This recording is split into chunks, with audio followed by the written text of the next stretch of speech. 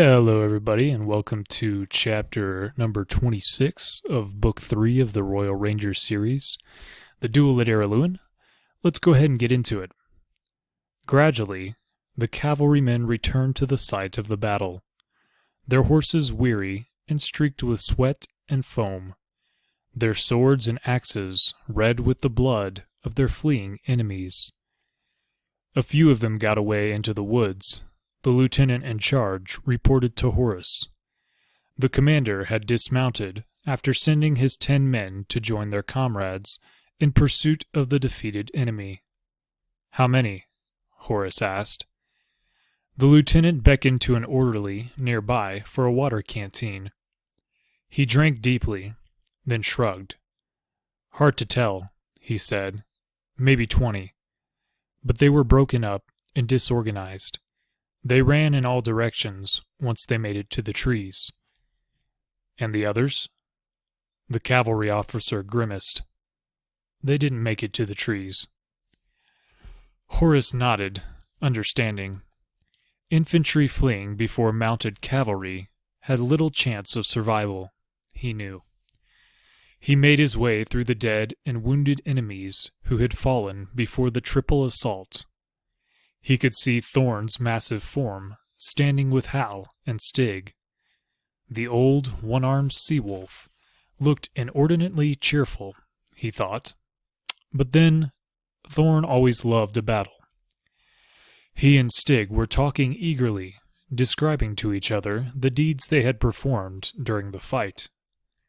Hal, by contrast, was somewhat pale and grim-faced.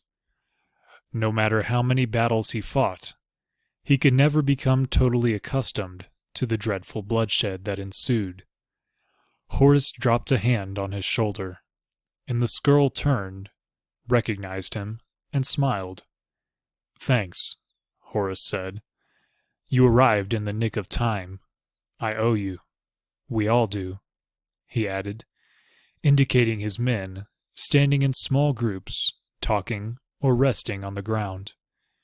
Their small number of troops, designated as healers, were moving throughout the ranks of wounded Red Fox warriors, giving them what aid they could with their limited resources.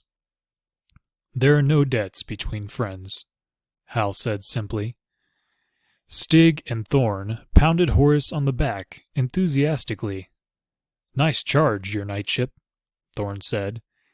He delighted in mangling the correct titles of Araluen nobility.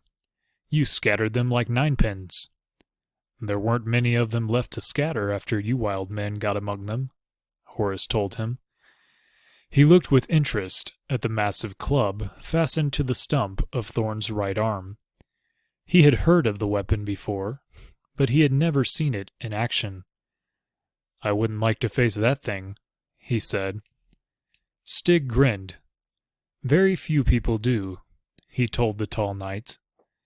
Then Gillen joined them, and they all called greetings to him.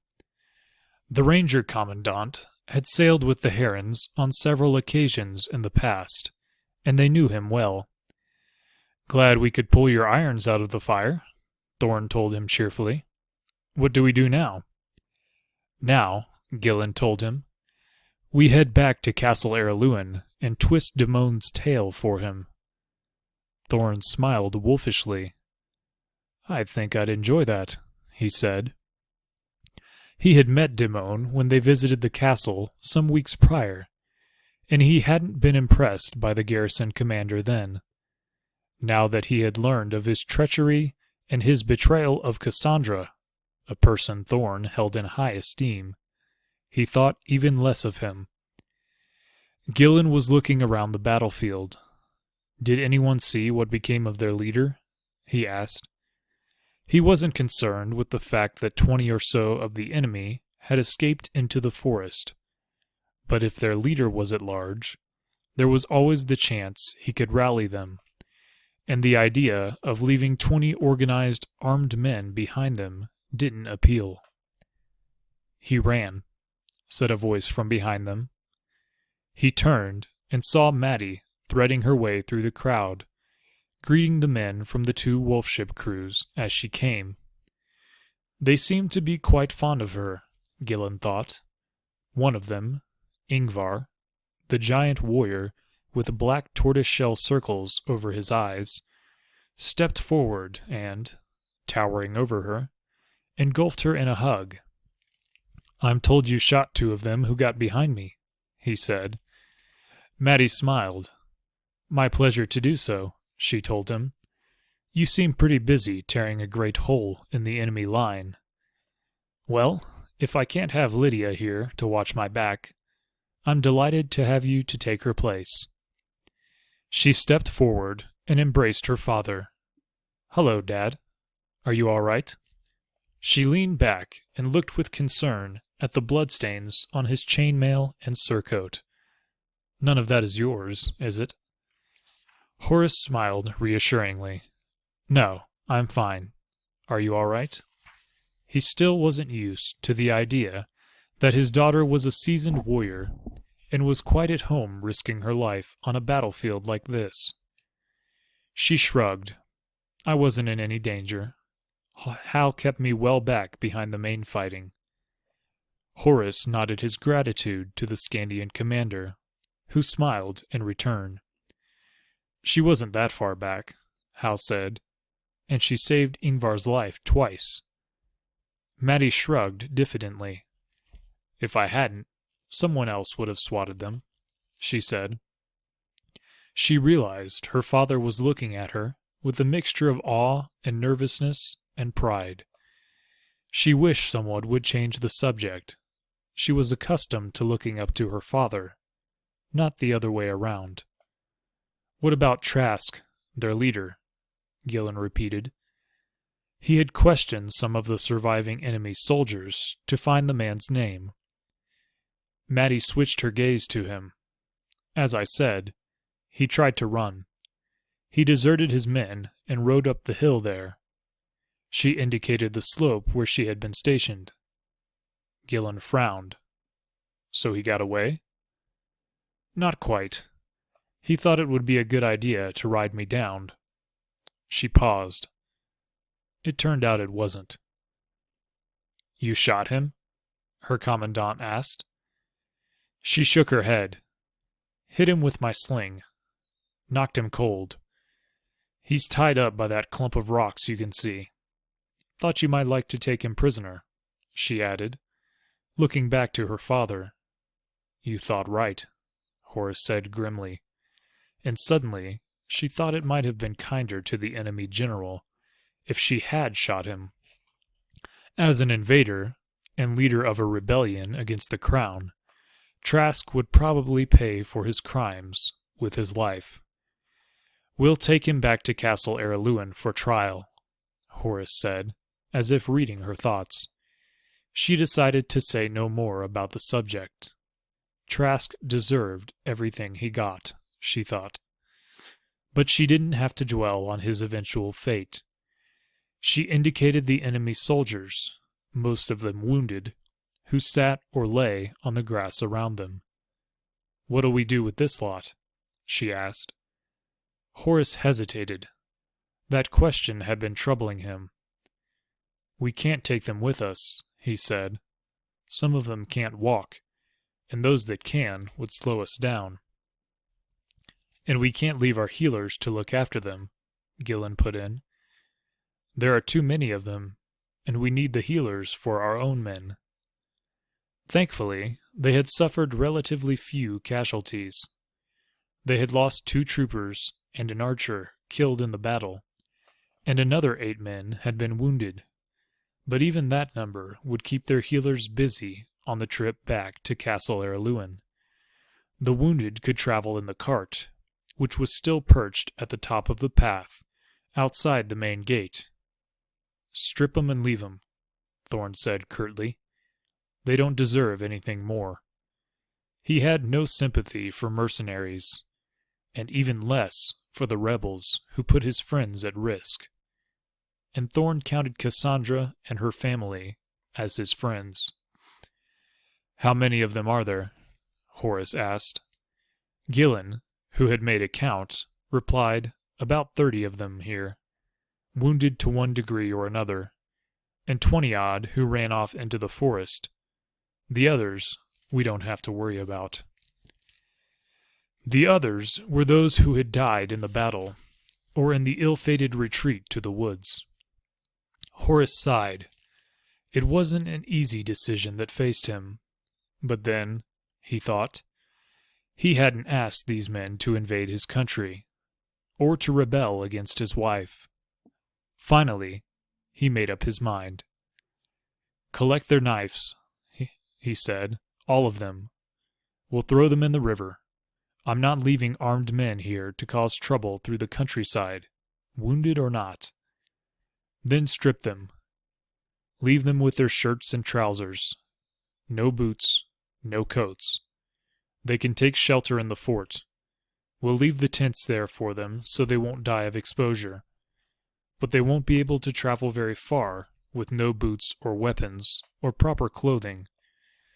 We'll leave them what medical supplies and bandages we can spare, and they can take care of one another.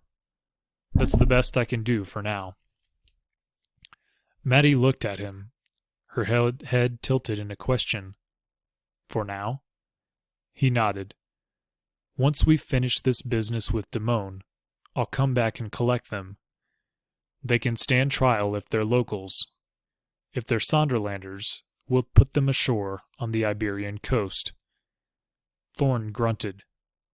"I'd throw them in the river with their weapons." Gillen grinned at him. "You say you would, you old warhorse," he remarked, "but you're all talk."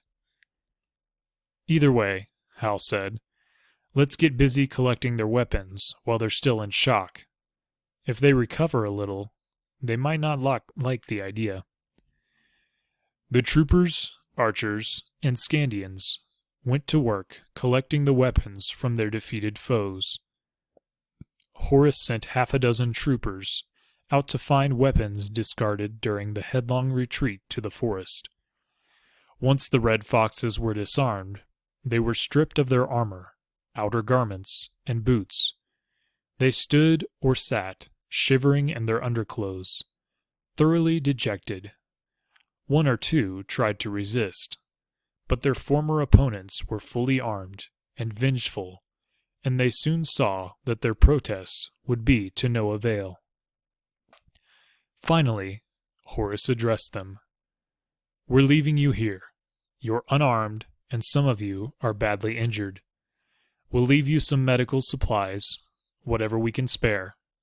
Those who are not so badly hurt can look after the others. Winter is coming on, and if you try to run, you won't get far without warm clothes. There are tents in the hill fort, and we'll leave them there for you. I suggest you make use of them, and repair the fort walls. The locals might not take too kindly to having a bunch of would-be rebels wandering loose. I'll spread the word around the local villages so they'll know you're here, and they'll be on the lookout for you. It might not be a good idea to try any tricks on them." One of the lightly wounded men raised a hand. "What will we eat?" Horace jerked a hand at the fort once more. "We'll leave some food for you," he said, "but we need most of it ourselves. You'll have to forage for whatever else you can find." "But we could starve," the man complained. Horace turned a steely gaze on him. "Perhaps you should have thought of that before you chose this course," he said. "I really don't have too much sympathy for you. Once we've put down the rebellion at Castle Araluen, we'll come back and collect you." He cast his gaze around them. Few raised their eyes to meet his. They were cowed and miserable, and that was the way he wanted it. He waited a few more seconds, then concluded, "I suggest you start making your way up to the fort. We'll help the worst cases get up the hill. After that, you're on your own." Slowly, the defeated men began to straggle up the hillside to the fort. Horace detailed 6 troopers to help them. Within an hour, the remnants of the Red Fox army were ensconced inside the fort, squabbling among themselves over the tents that were still pitched there. Horace and Gillen listened to the arguing. It was obvious that the survivors had divided into two factions, the Sonderland mercenaries and the Araluen rebels. The two friends looked at each other and shrugged.